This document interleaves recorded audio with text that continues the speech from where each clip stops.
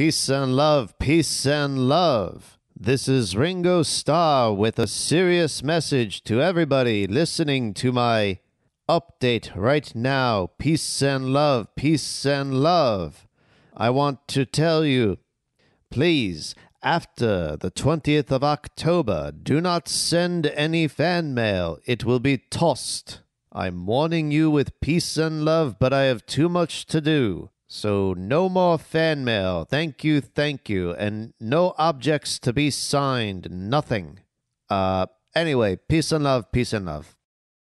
I thought that was the appropriate way to start the show, considering that my guest today, musician Michael Jahoda, and I say that to each other all the time as Howard Stern fans, but it's also episode 007, and Ringo Starr is married to Bond girl Barbara Bach. So it all ties together, and so does this episode. As Mike and I, we met in high school. We're going to talk about that. Some of the names that we're going to talk about, you've heard previous guests on a few words, such as Lawrence Haber and Rodney LeConte, so you'll be familiar with them, but you're going to get to know Mike a little more. We're going to talk about his music. We're going to talk about working on a movie together, and much more. But before we dive into our conversation, I want to remind you to give us a follow on Twitter, a few words with ES. Give us a like on Facebook. A 5-star review would be much appreciated on iTunes, where you can subscribe as well. And of course, SoundCloud. We appreciate all of the feedback. And I'd love to start answering your questions. Send an email, criticism, feedback, whatever you want to say, to afwpod@gmail.com. Want to start answering some of the questions that have been submitted already real soon. In fact, I just got back from Las Vegas last week from the UFC weekend, not just the 200th pay-per-view, but also the Ultimate Fighter finale. Did a blog about that on the Wrestling Roundtable's YouTube channel, so check that out. That's blog number 14. And I hope to do a mini episode soon with more thoughts on UFC 200 and the latest goings-on with mixed martial arts, such as Bellator, and of course the big sale of UFC to WMG for $4 billion. But if you want to keep encouraging me to do so, then keep liking, sharing, and subscribing. Much appreciated. And lastly, I wanted to give you a heads up that at some point in our conversation, there were some technical difficulties, so I apologize in advance for the drop in audio quality, but hopefully it's good enough for you to listen through and still find it enjoyable. I apologize in advance, and hopefully it won't happen again. I still laugh through it, but once again, my fault. I'm sorry. Hope you still enjoy it. And now, let's have a few words with musician, teacher, and friend, Mike Jahoda. My, woo! Mike Jahoda. Hi. Tastes even better with an appetite, cause it's pudding. For me, not it's you. recording. So let's start it up and fire it in. We're ready to begin? Let's go.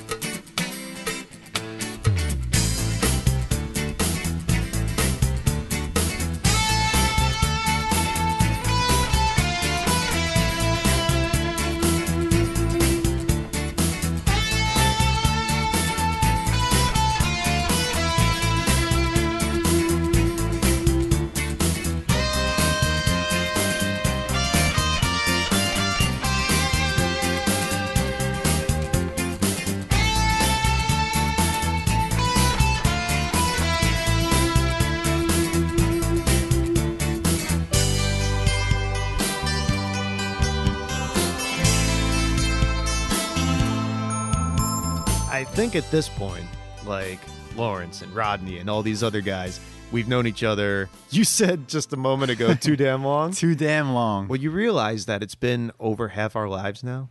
That's really scary. Yeah. Very scary. So tell everyone how we met.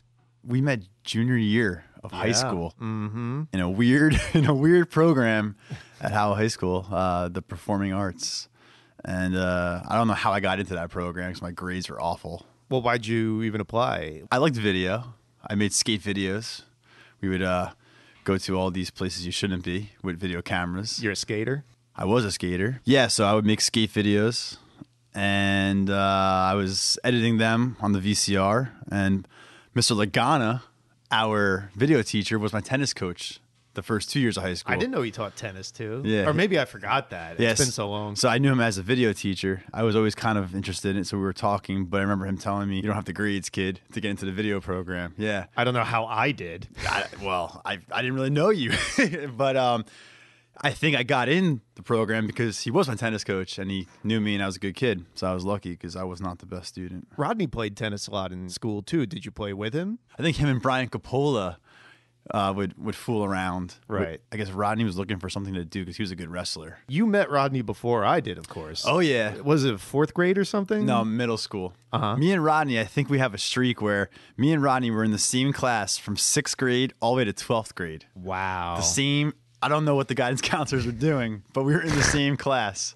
Except Rodney always did his work and did pretty well, and I would copy off him, his homework and stuff. But yeah, me and Rodney had a good run there. I think that's what it was. We talked about it a little while back.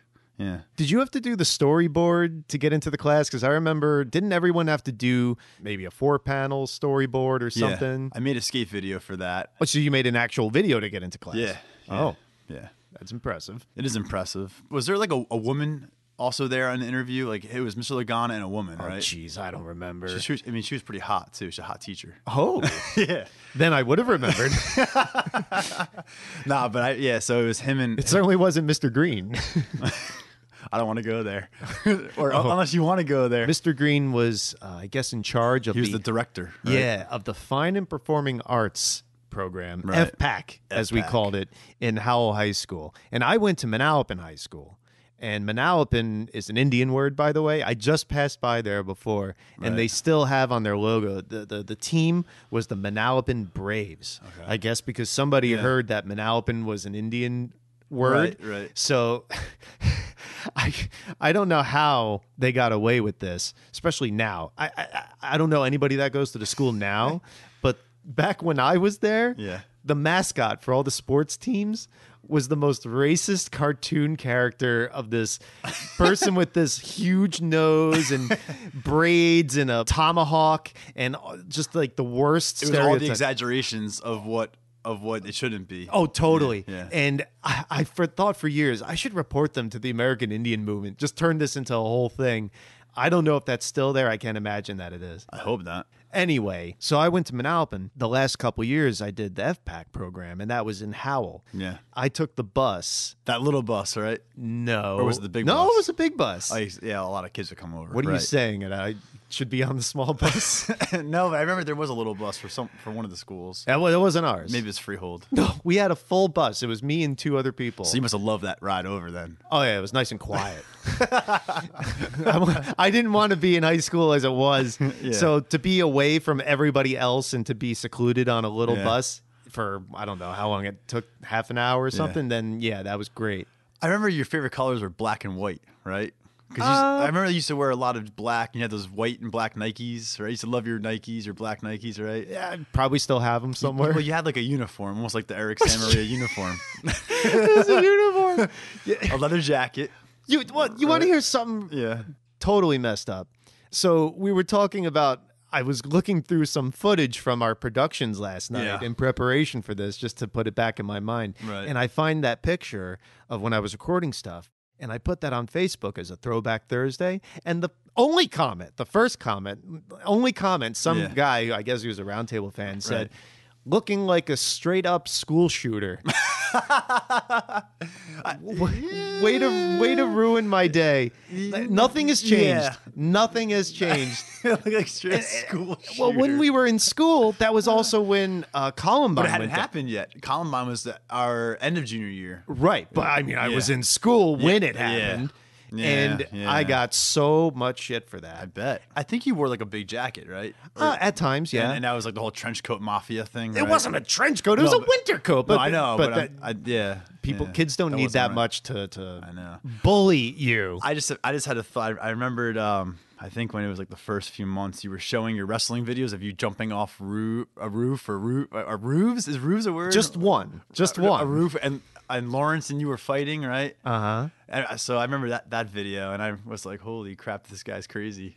Because you were jumping off a roof. Well, Rodney was a wrestling fanatic too. That's how we hit it off. But, But you weren't as into it as we were, right? when Stone Cold and Undertaker were gonna fight at SummerSlam. Yeah, 98. That was a good year though. That no, was awesome. It was pretty awesome. Yeah, so that was 98, and I remember. I mean, I watched wrestling when I was younger, like when I was in third, like Hulk Hogan type days. Yeah. So you had the archetype fandom that we hear all the time. Like Right. I watched when I was a kid with Hulk Hogan Right. and Macho Man and all that other stuff. Yep. And then you dropped out of it and came And my back. grandfather actually would go to shows at Madison Square Garden. Oh, really? Back like in like what was it, the 80s? And this was there anything in the 70s going on with wrestling?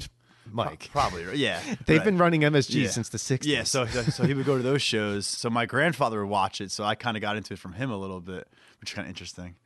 A Polish immigrant loving wrestling, you know. By the way, speaking of Polish, my mother's side was Polish. Yeah. And I didn't really know anybody else who had a Polish lineage growing up, per se. A lot of Jewish and Christian, Judeo-Christian in my area. But when I met you, it was really funny because you were the only other person I knew that knew the word dupa. Yeah. Everyone else who doesn't know dupa, by the way, you're sitting on it right now. Yeah. No, but the whole Polish immigrant comment, going back, my grandfather was in a concentration camp during the World War II era. So he was like this tough guy, carpenter. Like he came over with like 3 kids. His wife had died in Poland. So like when I say like Polish immigrant liking wrestling, like it was just rare that this guy, having gone through some of the worst shit in life, is, you know, into a fun, wrestling. It was pretty cool to, so. His favorite must have been Ivan Putski. It could have been. Polish power! It probably could have been. That's kind of, I think, the beginnings of when I started seeing wrestling. I only remember you being into Rey Mysterio. He was your favorite. He was cool, yeah. But I don't think he was in WWF or E. Not then, no. No. But I love that whole 98, I guess. The Attitude Era. Yeah, like D-Generation X, right? The Rock. And you had The Nation, right? Mm-hmm. And there's a lot of good stuff going on. And I guess you liked it, right? You were into that, or were you not into it? Because I know you have your ups and downs with wrestling. Well, you're kind of like, okay, this is good, this is bad. I'm tired of this. Well, to be specific, the Attitude Era started off really good, really well, because they had been getting their ass kicked from WCW with Nitro and NWO. True. Yeah, there's a lot of that going on, right? But then with all the ECW influence, you might remember that. Remember, people would say about ECW, that's stuff that's real, right? Yeah. Well, yeah, I remember even like when I was in 3rd grade, in lunch, I'd ask the janitor, because he was at the wrestling, I'd be like, WCW is real, right? He'd be like, yeah, that's the real stuff, or whatever. The ECW. But I think it was also WCW at the time, right? Yeah, I don't know. But it's funny because what's more real about ECW when they're hitting each other with stop signs and vacuum cleaners, and that makes it more real. Right. But at any rate, it started off really good, and it was definitely needed at the time, and it appealed to people like us because we were just full of hormones and anti-establishment, rebel against everything, attitude. It was perfect. But then it got way too convoluted. Right. It got so over the top a year later, like in 99, that's when I really, I would complain every week. And what's funny is when we would do the roundtable, we did a whole show on the Attitude Era. And I said the same thing that I felt back then, which was that it was way too excessive. It was inappropriate, like Lagana, inappropriate. I just didn't think that's what wrestling should be. Yeah. And people would leave comments on YouTube like, you guys are just saying that now. Back then, you weren't thinking that. But I'm like, no, we were. I was the only, maybe we're in the minority, but we had a fully formed opinion on that at the time. And actually, I wanted to ask you, do you think it was so good, though, in 98 because of the personalities, like the wrestlers, or was the writing that spot on, or was it like the perfect storm? Like you had great characters, you know what I mean? You had great writing. When it comes to characters and charisma, that will trump all. Yeah. Because especially with... There's so many people our age who cling on to that era and want to relive it. Right. And that's why, like, the network, WWE Network now, that's us. Like, that 1 million whatever subscriber base is all people like us who want to relive it. There's no kids who are into, I guess, John Cena or whomever's around now who go and watch like 1997 pay-per-views and stuff. They're into whatever it is now, and it's just people like us wanting to relive it. So when people talk about that, they say the storylines were so good. Well, a story should have a beginning, a middle, and an end, correct? Correct. The best, let's say, storylines of that time, total misinterpretation. They're the best premises. In other words, Stone Cold Steve Austin is this anti-establishment, beer-drinking, non-corporate guy who's bucking the system against Vince McMahon. Yeah. That's a great plot, a great premise. As far as the story goes, the beginning was good. The middle was good, like he gets the title and he starts messing with McMahon and whatever, but there really wasn't much of an ending. And by the time we got to it, there were so many convoluted swerves and turns and I've won the company and then I've won it back and you're retired for life and come back a few weeks later. And there was a lot of good ideas, and it's kind of like movies. Maybe the writing per se might not be the best, but I mean, it is in that sense, all the elements need to match up: the music, the catchphrases, the writing, the booking, and the personalities. That's what I was getting at. Right. People always say the key to a good movie is casting. Well, at that point, that roster's insane. You had a lot of good, hungry, fresh faces. Yeah. That's what we were watching at the time. So let's go into the video class itself. Sure. So I meet you and Rodney. You two are fast friends. Yeah. And then I come into the fold, I guess. I hit it off. And you made your way to the 3-man table. And then there is the 7-man table on the other side, the others. Yes.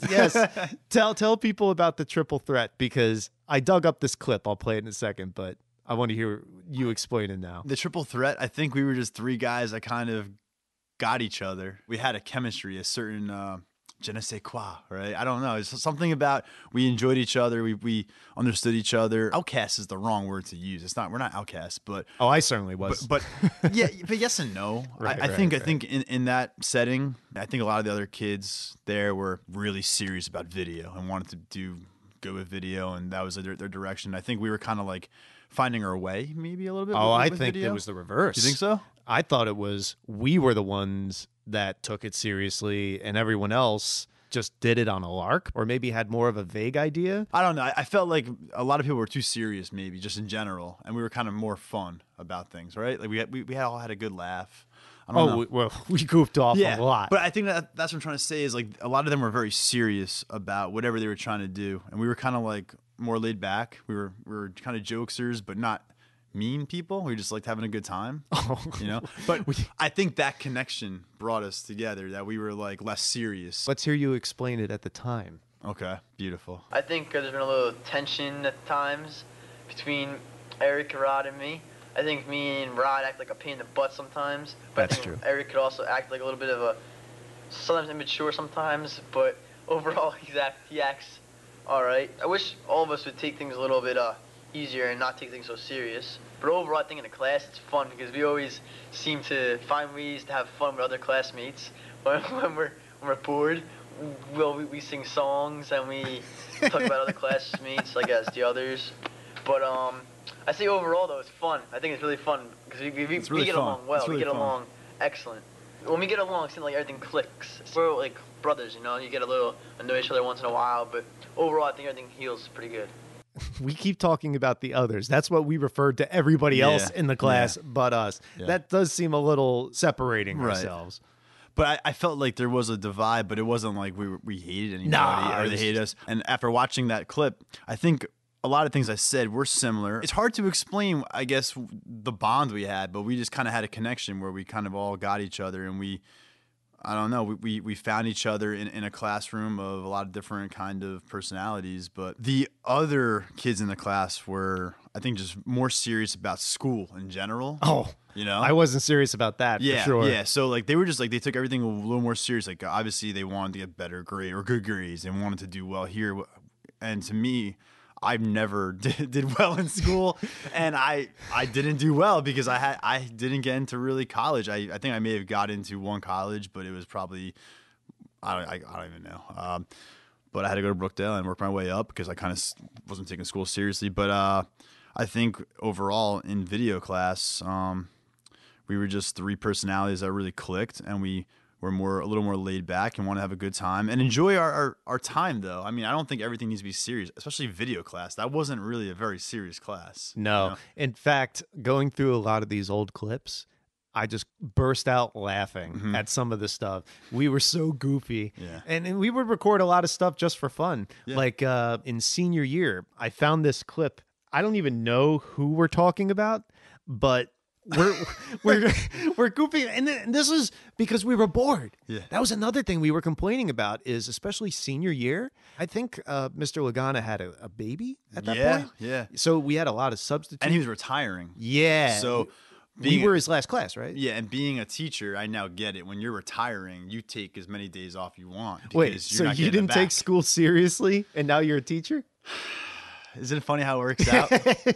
Waiting to edit on the Casablanca. Oh my Getting God. 15 minutes to edit. Tell us about that, because I was gone for most of that. That would happen after the bus left to take me back to Manalapan. Brutal. So what was it? Our senior year, they finally got a non-linear editor. Oh, yeah. See, not to cut you off, but we were at a really special time because we had one foot firmly in the old ways, which was analog, tape to tape. Tape to tape. Hell, I mean, cutting up with a razor blade. We were Yeah. doing that at Brookdale in audio class and taping it together.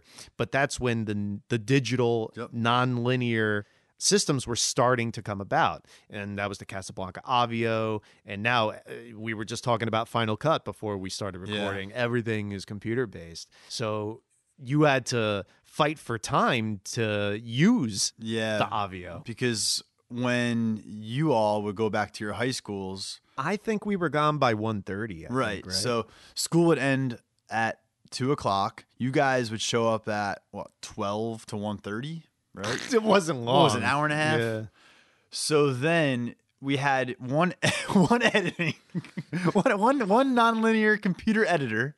We had like 12 to 15 kids in this class, and we all had to split time to edit. But you and Rodney were the two Howell kids. Yeah. So you got relegated to the back, and you had to wait till everyone else leaves, and then so then me and Rodney would split a half hour of editing. Right. So obviously 2 15-minute times of editing, and if anyone has ever edited, you can't do anything in 15 minutes. No. What are you talking about? So, and I remember like a lot of the kids would kind of give us crap because they'd be like, well, you can use it when we're gone. Right. Oh, okay. 15 minutes. That's great. And that was the second year. But I think a little bit of that put a little anger in us versus the other kids in just the class. fueled the others talk. Yeah. Because like you were saying, this is how I explain it to everybody. Yeah. If you're sitting down to work on a creative project, especially editing, estimate in your mind the amount of time that you think it should take, then multiply that times 3, and you'll get the real number. Yeah, it's out of control. I mean, it's just, if anyone has ever edited something, the time just flies when you're editing. Oh, yeah. As you know, like, because you keep going back, replaying the same clip over and over, and you're watching a minute at a time. But before you know it, 15, 20 minutes go by because you're watching one clip 7 to 8 times, right? And so how are you going to edit a video in 15 minutes when you're watching one clip and it's over? I don't know. And you're working with frames. Yeah. Just like a 29th of a second at a time, a lot of times. When I would edit the roundtable, we had no switcher, 3-camera shoot, to not say anything about the graphics or the audio, just strictly the video, right? Each show was at least 40 minutes. It would take me, on average, let's say, about 10 minutes to edit 1 minute of footage. Right. So multiply that times whatever. I'm not good with math. Maybe the teacher is. But then multiply I'm social studies. then multiply times 70 video shows we did, to not say anything about the special videos, the blogs, the commercials, or whatever. So that built up some resentment, and I think that's what led to this thing that I'm about to play for you, because we would be bored a lot of the time. Our teacher was not there half the time. That was a big issue that the second half of our senior year, our teacher was gone. So then when he was gone, he'd lock the video room. The cameras, the docs. You couldn't edit on the computer. And then I think I remember Mr. Green coming down a couple of times and taking over and letting us edit, right? Because he was kind of like, we need to get our senior projects done, and our teacher's not there. I don't know. Something like that. Well, we would do a lot of stuff just to entertain ourselves. We'd go behind the stage in the auditorium and record. It was called the Pit, right? Yeah, we were bad sometimes. It was awesome. Yeah, I mean, you and Rodney had a match in the Pit. No, you and I did. Oh, me and you had a match? Yeah. Rodney shot it, but you and I did. And I remember there was a stack of chairs, the steel chairs, the folding chairs along the wall. And I remember you threw me on it because I was just going to take a bump onto the chairs. Right. And my head went right into the wall, which is totally my fault because I miscalculated it. That pit was cool. That that'd be a great place to have a real match. Like, I mean, It was. I mean, it was a real match, but I mean, But everyone wrote. That was fun back there. Wait. Everyone, the students, I guess the acting class and Right. everyone else would write their names on the bricks, I guess, or the wall. Yeah. And what did you tell me we did before we left? well, yeah, at the end of the year, it was like one of those like rites of passage kind of things. Like you're gonna write your name in the pit wall to mark your name down in history as being in, in the program. So me and Rodney and Eric decide we want to be remembered forever. So we tried finding the highest point to write our name in the most central area of the ceiling. I think it was a ceiling, so then therefore no one could ever top what we wrote. That's something I would think of for sure. And I guarantee they probably repainted it a year later. Well, I know they put a whole extension on that area of the school, so who knows what it looks like now. Well, we recorded this in the pit. I want you to hear this. I don't know who we're talking about. Probably a fellow student or something. Probably. But you get the idea of why we kind of somewhat mentally segregated ourselves half-kiddingly as the triple threat. Go. Rich and famous? I don't think so. Maybe rich if she starts stripping, which isn't that far off. But famous? Her? I don't think so. The closest she'll ever come to having her face printed on anything, hopefully, is a milk carton. Look at her. Cute. Look at her. She's nasty. She's ugly. I mean, I don't give a damn. Oh, am I allowed to say I had that? like a Jersey accent on here, her side. more But than I anyway, had. Look at I her. have now. Her long brown, disgusting hair. Didn't think showers. I mean, if I were, what was that? What the hell you guys do, guys? What a complete waste of time. I already know how to do it. I don't need lessons on telling me what to do. It's like I don't even know. And him, I just want to... Rodney's angry there. Yeah. You know, it's funny. You don't really see Rodney that angry ever. He was angry. Like, Yeah, oh, wow. you really don't. Rodney's one of the calmest guys I've ever seen. But there were a couple students in the first year anyway. Yeah. That from the program went on to actually work in movies or whatever. But when you got into video, did you see yourself going into maybe film or something like that as a career? Yeah, I think so. I mean, I know, like my uncle, I was fortunate. He was a New York City cop, but he was working on the film unit. So his job was to every day go to a movie that was being filmed in New York City, and his job was to set up there and not do security, but his job was to make sure all the permits were in line with the directors and stuff. So he was giving me a lot of insight on the business, and I think through my college years, I kind of was getting turned off by everything he was telling me about the movie business because of how nasty people are on movie sets and stuff. And then I had a chance a couple of years ago to work on a movie set because I knew a guy that knew a guy. And I just worked. I just wanted to see what it was like, some experience, and totally true. I mean, You were a PA on the set. I was like, I was a PA, and then I think I got upgraded to a first team PA. So me and Jamie Kennedy were hanging out, and I was driving him to and from. And I know not all movie sets and all TV sets are like that, but some of the people were pretty mean on that set. So I guess what I'm trying to say is, in that industry, you got to work your way up. Right, no one's going to give you a shot. So after hearing from what my uncle said and having had that experience, it's like I'm kind of glad I never got into that business, honestly. Well, that's the business I'm trying to get into now, which is... But on the good side of things, because the actors get treated like princes and princesses. I mean, seriously, it's a whole nother level. But on the production side, Oh, yeah. And it's funny because I remember when Quentin Rampage Jackson, MMA fighter, his former UFC light heavyweight champ, when he started working on the A-Team movie, I remember how he talked about being coddled so much. And when you get people who are used to rough athletic things like pro wrestlers and MMA fighters and that's the industry I got into after high school, more or less. And I'm sure that surprises nobody who was in the class. Like if people heard, Eric ended up as an editor for this wrestling company for 8 years, they'd say, yeah, that makes sense. that sounds about right. Yeah.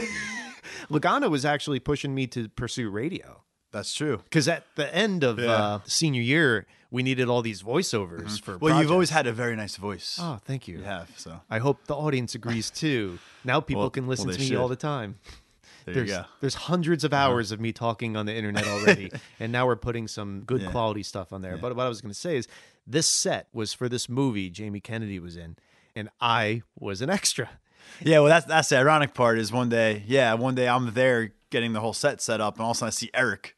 I'm like, well, Eric, I'm like, what are you doing here? It's like, oh, I'm an extra on the movie. I'm like, oh, that's weird.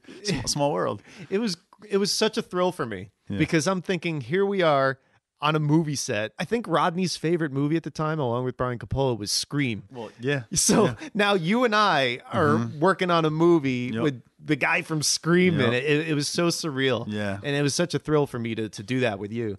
And by the way, do you remember I was listed as patron, I think? Because the scene was at some sort of gala.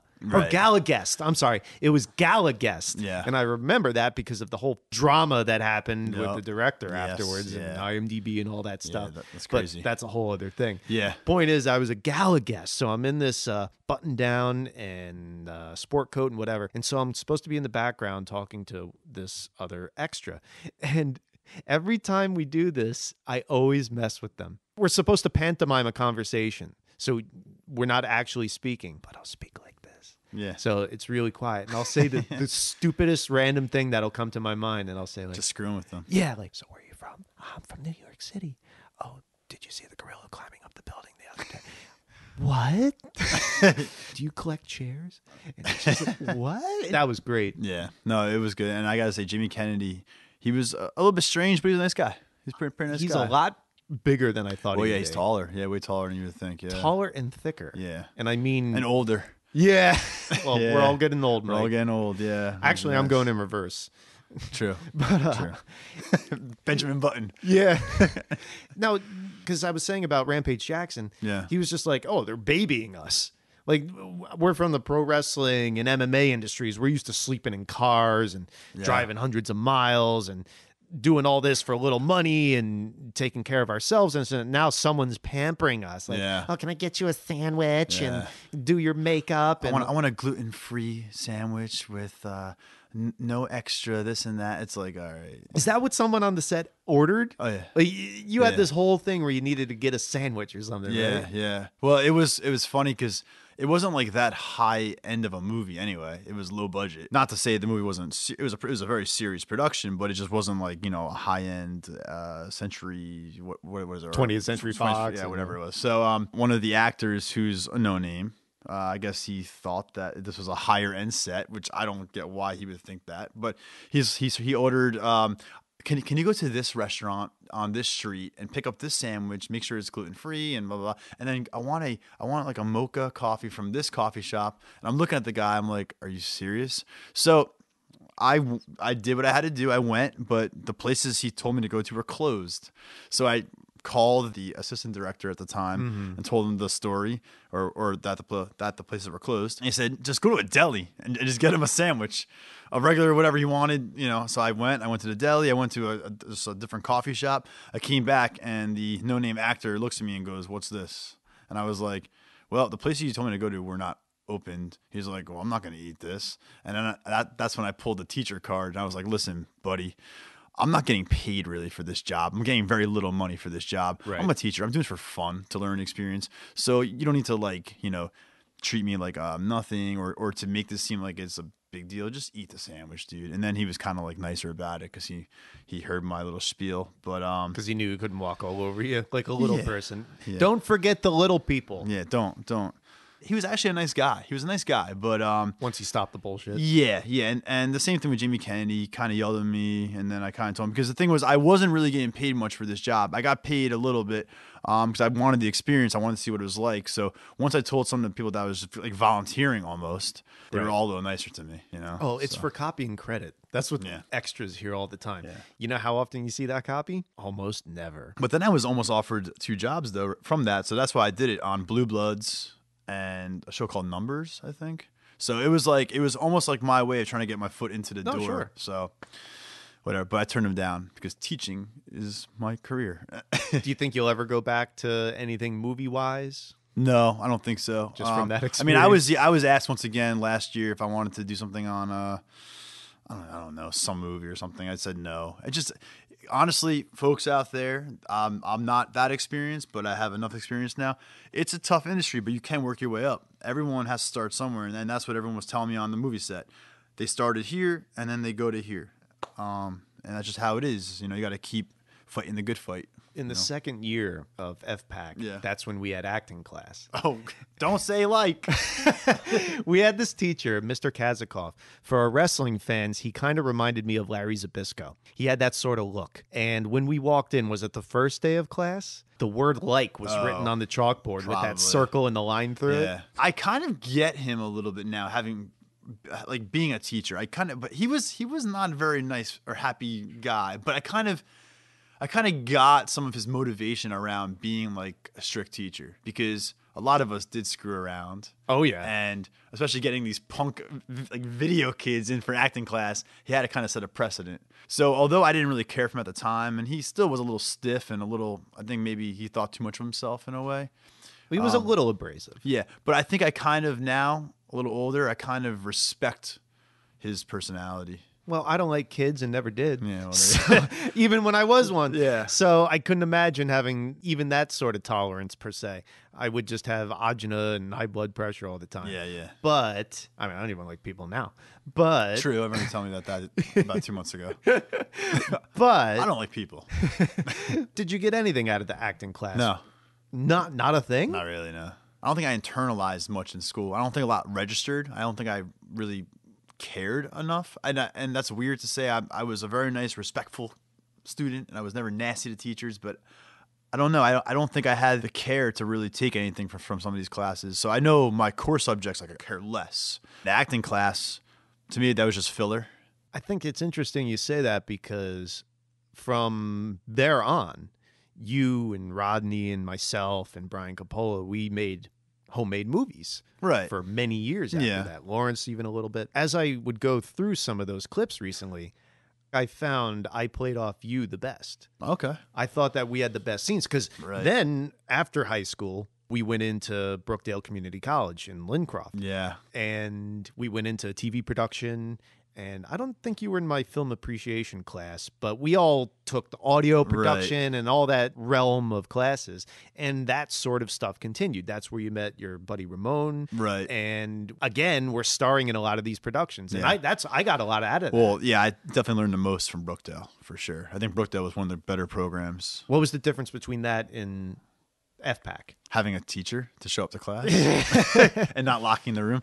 No, I mean, the first year of FPAC, I think we did a lot. I feel like I remember more the junior year of FPAC than I do the senior year, having done stuff. Mm-hmm. We did a lot of videos, I feel like, the first year. The second year, we didn't do much. Don't say like.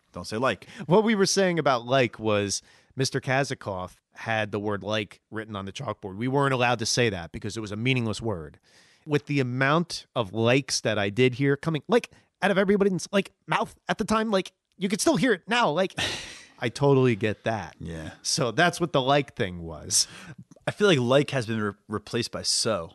Oh. A lot of people say so anyway, so this and so. I feel like so is everywhere. So and like are fine in and of themselves. It's how people use them. Yeah. And the so thing drives me so nuts. So is huge now. Because people finish their thoughts with so ...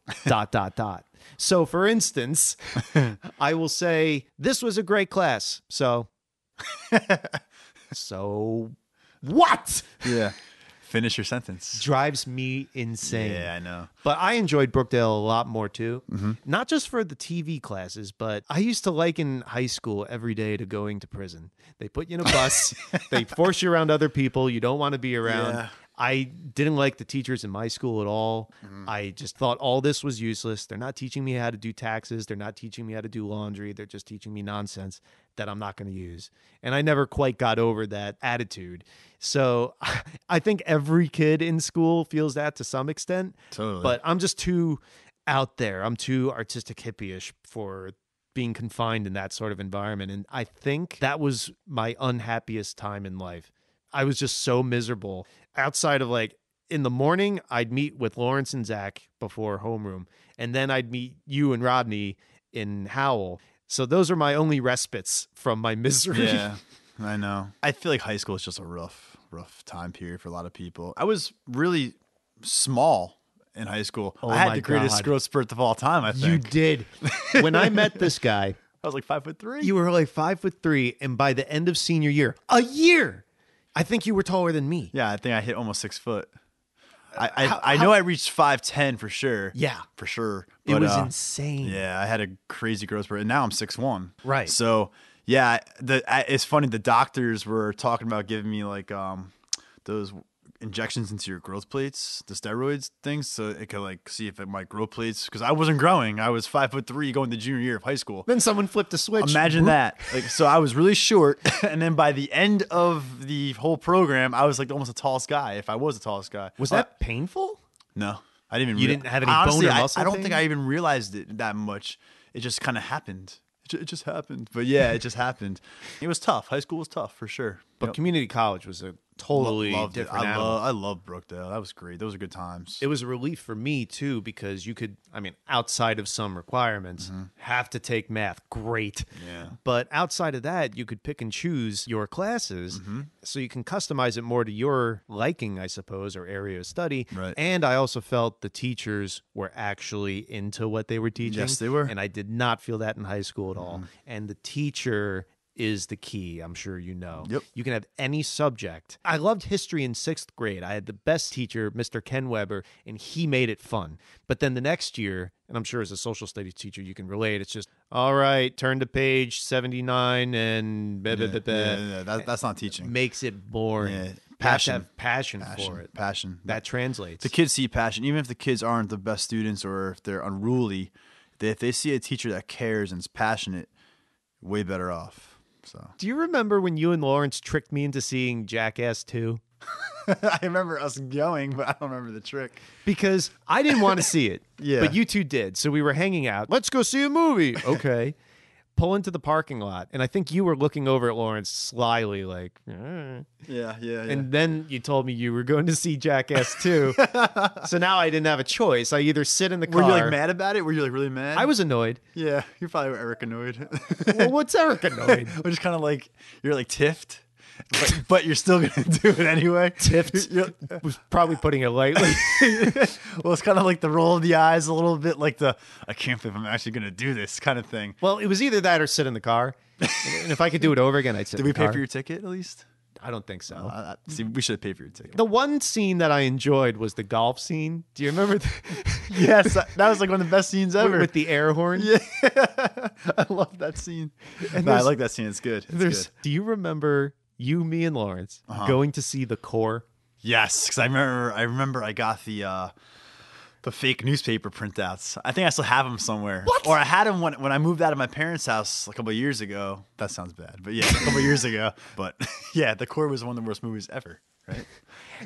Here's what I remember about it. The Core. The name just sounds Starring awful. Aaron Eckhart. This must have been 2002, I think. Oh, And yeah. Jennifer Garner, right?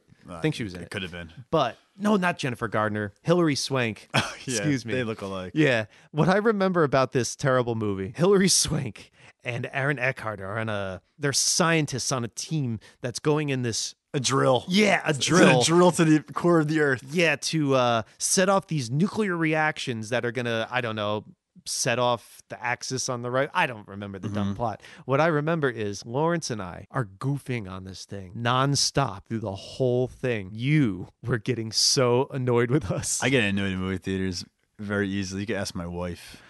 I do too. I hate going to theater. Like you Can I tell you a story real quick? No, go right ahead.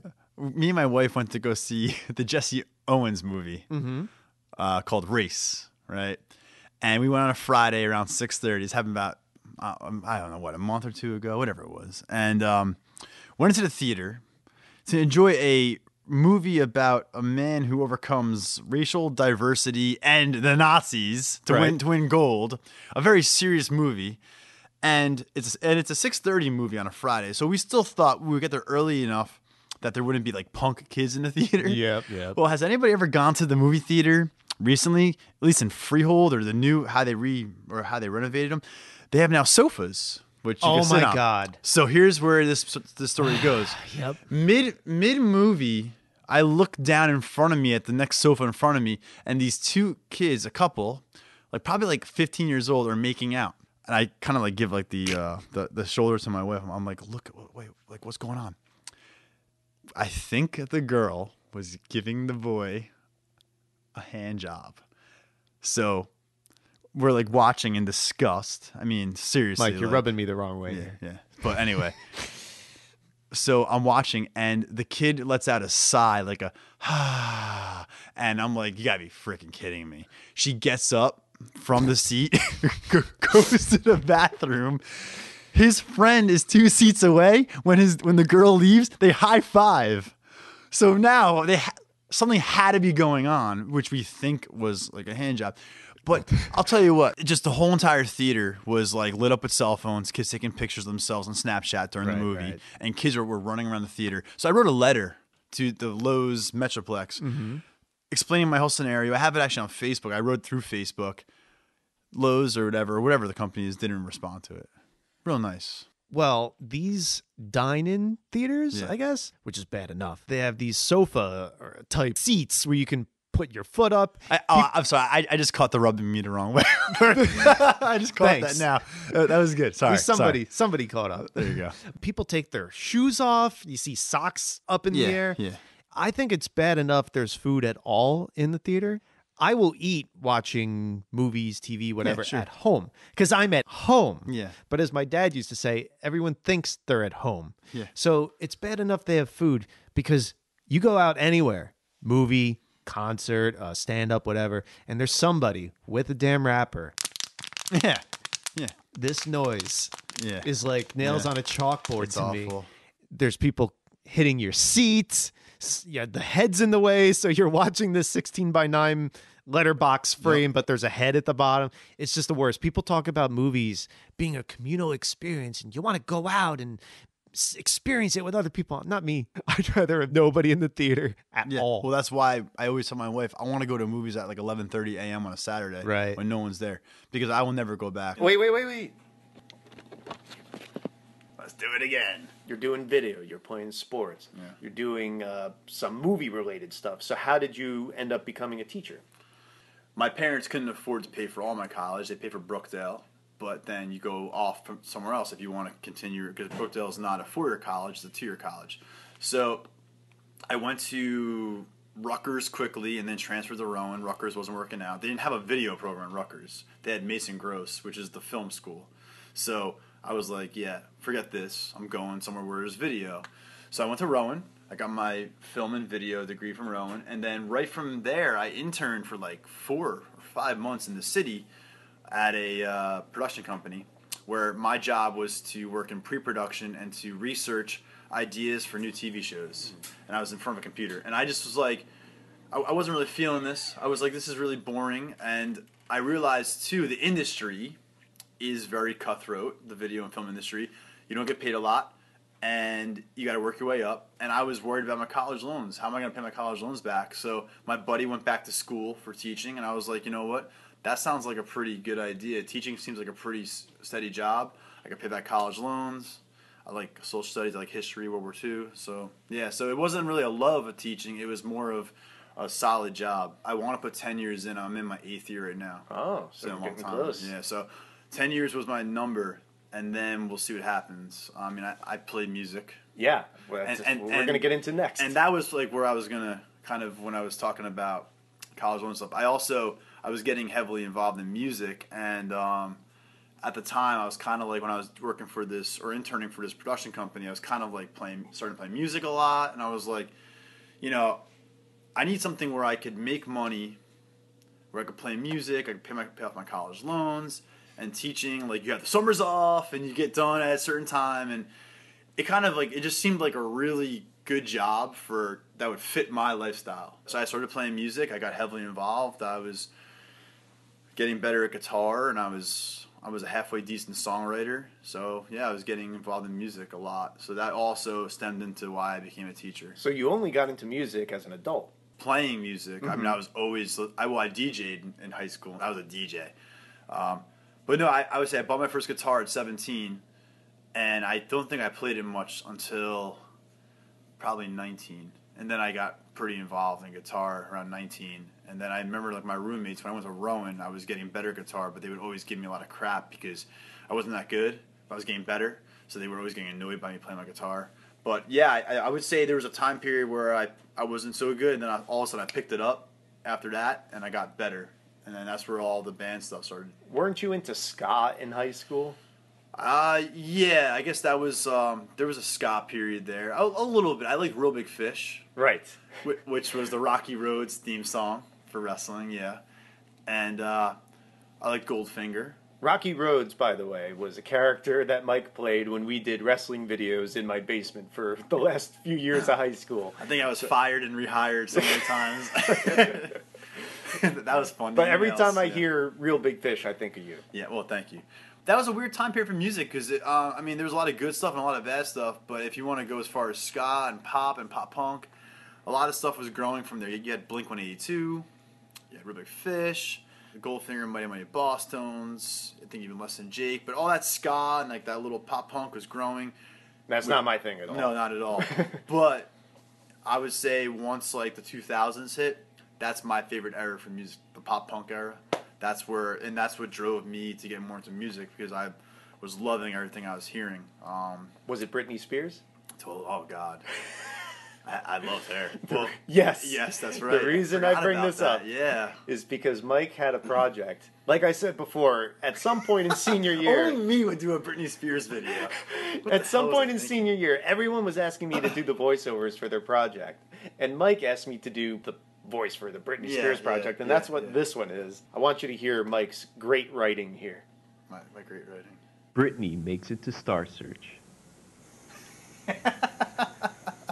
Britney is on the rise to stardom. When you play it like this, it Britney sounds makes awful. it to the Mickey Mouse Club. There was a visual to go with it. There was a visual. And you nailed it all in Britney one is on take. top of the world. Yeah, it was one take, unlike everything else. One take Charlie. Britney's fans. It's funny. Thanks, Britney. Because when you watch the video, everyone out there, it's a lot funnier. Britney's song reaches #1. Britney's album sells over 6 million copies.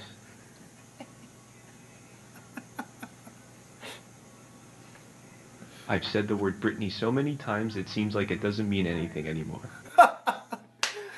You're the same person. It's great. I love it. You have not changed. It's great. Right. What I love about watching this back is if only you had waited a few years, your Britney Spears video would have been so much more interesting. Yeah. Like, Britney shaves her head. Britney has a baby with Kevin Federline. Britney shows her cooch getting out of a guitar. I was going to say that, but I wasn't sure if you want me to say that on the podcast. I thought hand job was too much. Not for me. Britney gives her first hand job. It stopped. Oh, no. Why did it stop? Let me plug this in Sure. real quick. We're having a little crisis right now. Hang on. Crisis. Crisis averted. So you got into music as an adult, more of a late teens, early. Hi, Katie. Mike's wife, Katie, is bringing us some food. Very nice. Hello. Hi. How do you like married life? Oh, it's fantastic. It's just so fantastic. A little sarcasm in there. It takes work, folks. It takes work, but no, it's going pretty well. We're getting at that age, Mike. Everybody's getting married, having kids. Popping out kids. Or getting married and not having kids. I wonder who's going to be the first grandfather. That's scary. So we were getting back on about music after our technical screw up. Yeah. And you were in a band with Lawrence and a few other people, Blue Shift, I remember. 'cause Blue Lawrence Shift. was combing his hair up in like a mohawk type thing. Yeah, at he the was time. bleaching it a lot and stuff. Yeah. Faux hawk. And I think the word's faux hawk. Yeah. Look good. He had a band and they needed a singer. And I'm not a great singer, but I could hold a note. I could sing in key. I'm okay. So I was jamming with them a couple of times. The problem was the rehearsals place that we would rehearse at. Someone's basement. Was Seth, the guitarist's basement. The problem was I have bed allergies. I'm allergic to cats and dust mites and anything damp. And I would have like a massive allergic reaction going to the basement, so I could never sing at a practice. So they would be playing the song, and my throat would like tighten up because I guess when you're allergic and you have these reactions, that's what happens. So let's just say it didn't last very long. Well, a few years ago, you got in touch with me to help you shoot an EPK. For those not initiated, that's electronic press kit, Very good. which is what people put together as a package to sell themselves, basically, try to get a deal. Yeah. You would put a band together, and Right. Lawrence was playing bass in it. You were playing guitar. Tell us who else was in it. My buddy Phil was involved. My friend Nish was involved. He was a singer. He was a good singer too. Yeah, he's a very good singer. And my buddy Jay was the drummer. He reminded me of Uriah Faber, this UFC fighter. Oh, really? Those who know. I knew Lawrence played bass from a long time back, so I saw Lawrence actually at a round table discussion. That's when me and Lawrence rekindled. For our roundtable fans, if you saw the Behind the Lens documentary that Rodney was did, when me and Lawrence rekindled. Yeah, Mike came by to help film that. Yeah, we were shooting the shit, and he's like, he asked me what I was doing with my life, and I told him, I'm a teacher, but I'm also playing in a band. He was like, oh, really? I was the backbone behind the band. I put everything together before there was a band, and then I assembled the bandmates afterwards. I would write the music, I'd record all the instruments and all that kind of stuff. And then once the songs were written, I assembled a band to play the music I wrote. So Lawrence wanted to hear the songs. He liked them. He said that he had some time to offer to pitch in and play bass. So he played bass, and he's fantastic at bass. If you ever heard Lawrence play, you'd be blown away. The guy's amazing. My friend Phil, longtime friend Phil, another guitarist. I'm a guitarist. I found Jay, the drummer. Nish was a friend also that kind of like me and Nish, I would say, were the first two in Fireside Chat. And then from there, we assembled and we had a band. And I thought we were really good. I thought some of the songs were fantastic. There were a few websites we were on that are music websites. We put our songs on, and we were like #1 for like a month and a half with one of our songs, Let Go, which I think is like our best song. I think so too. Yeah, Let Go is fantastic. I like that. And Chase Scene. Oh, you like Chase Scenes? Yeah. That was like one of the songs you kind of kicked off. Like it didn't make the cut, but it was a fun song to play and record, but I felt like it didn't have the same vibe as other ones, but I'm glad you like it. What did you hope to accomplish with Fireside? Because I know you were telling me at the time that you had some gigs, and I went to some of them. Yeah. And I hear this from other musicians who play in the area that people don't want to hear that. They don't want to hear original music. They want to hear the hits that they know. Yeah, I think this area, New Jersey used to be 10, 15 years ago, like the hot spot for like original music. You had all these great places to play, and especially back to the music. You don't like pop punk. Like this is like one of the major areas of where pop punk originated from: New Jersey, New York, and Philadelphia. This area is really oversaturated with cover bands and DJs and all that kind of stuff. Once the internet age really kicked off, I felt like there was just so much music out there, and I think an oversaturation of music. I love playing music. I love writing music, so I put some songs together. I recorded them, and I was just hoping to catch some people's ears. Maybe they'd like the music I made. And I wasn't looking for stardom. I wasn't looking to be a rock star. I was looking to see if people would just enjoy my music, honestly. That was it. And if anything happened from there, great. But I just wanted to have some people, say, hey, that's a great song you wrote, and that's it. I was the writer. I was the composer. The only thing that basically I didn't do was sing, and that was Nish, the singer. He would sing on the tracks, and he would give input on songwriting and stuff a little bit. Well, you would do backup vocals, wouldn't you? Oh, yeah. But basically, I was paying for the recording. I was doing all that kind of stuff, and I wanted to do that. And that's not like I'm not bashing anybody. That's just what I do. And whether Fireside Chat continues or it's not going to continue, I'm always going to be doing music at some point. Fireside Chat is on indefinite hiatus. When you're recording music, you put them out and you try, and I caught some ears, but booking shows and doing a band when you're in your early 30s and you have a career and people have careers, and as well as I do, people are very difficult. Oh, yeah. Very difficult. Unless there's big money involved. Right, then they're all about it. Yeah. And the problem is when you're trying to organize 5 guys to practice and play shows and go and to New York City to play a show and here and there, you only have there's only so many days in a month that people are available, and you'd be surprised, folks out there. But if you ever were in a band, it's amazing how booked up people are. Not even a band, any project. Yeah. Whether I was organizing Roundtable or Pro Wrestling Respect or whatever, trying to get everyone's stars to align at once, that's very difficult. It's very difficult. It's work. I was doing a lot of the hard labor. I was recording everything on my own. I was doing all of the writing, and I chose to do that, though. I'm not blaming this on anybody. But then when you try to then assemble a band on top of that and have to manage a band, it's a lot of work. It's a lot of effort. And, everyone was great. All the bandmates were awesome. I loved all of them individually. Collectively as a whole, I felt like sometimes there was some like little bit of butting heads, nothing major, but at this time we're just kind of on hiatus, and I don't really see us getting back together. I mean, I could see myself playing music with Lawrence again, just not as Fireside Chat, or with Phil. I've always had like a little side thing going on just for myself. So I've been working on one song right now. So I have a new song. Maybe will come out.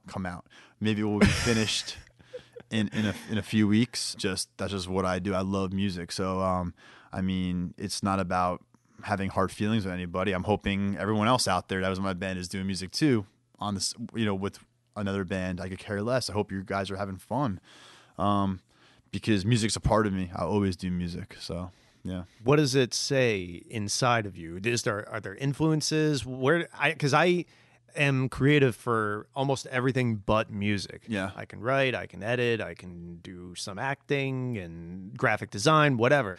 But music, I don't have that little gene, I suppose. Mm-hmm. Maybe in some dreams here and there, I have Right. a little taste of it. But you wrote all these songs, you composed them, you arranged everything, you Yeah. recorded it. I'm always fascinated by that because I have no experience. So how did you create all this? I've always liked music. I guess let's put it that way. I've always liked music. I've liked all different kinds of music. I liked hip hop, dance. I liked hard rock. I liked heavy metal. I liked all kinds of music. So I've always had music in me.